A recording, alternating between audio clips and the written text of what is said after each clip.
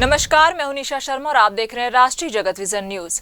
इस होली पर्व के दौरान रायपुर जिले में शराब की बिक्री ने नया रिकॉर्ड बनाया है।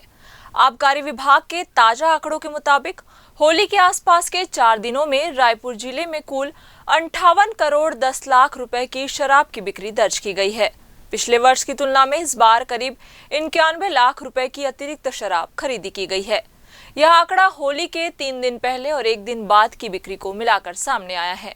दरअसल होली के दिन 4 मार्च को सरकारी आदेश के चलते शराब दुकानें बंद रही।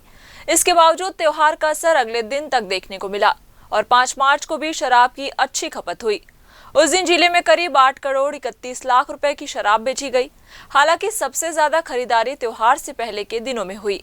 3 मार्च को लोगों ने करीब 21 करोड़ 73 लाख रुपए की शराब खरीदी, जो 4 दिनों में सबसे बड़ा आंकड़ा रहा। इससे पहले 2 मार्च को बिक्री 15 करोड़ 94 लाख रुपए तक पहुंची, जबकि 1 मार्च को करीब 12 करोड़ 11 लाख रुपए की शराब दुकानों में बिकी। आंकड़ों से साफ है कि इस बार शराब प्रेमियों ने होली से पहले ही तैयारी कर ली थी और त्योहार से कई दिन पहले शराब का स्टॉक कर लिया था। यही वजह रही कि पहले 3 दिनों में बिक्री में बढ़ोतरी दर्ज की गई। आबकारी विभाग के विश्लेषण में एक दिलचस्प बदलाव भी सामने आया है। 4 दिनों के आंकड़ों में यह देखा गया कि देशी शराब की मांग में गिरावट आई, जबकि विदेशी शराब की बिक्री लगातार बढ़ रही है।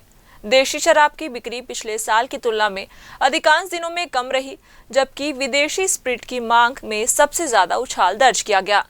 कुछ श्रेणियों में इसकी बिक्री में करीब 60% तक की वृद्धि देखी गई।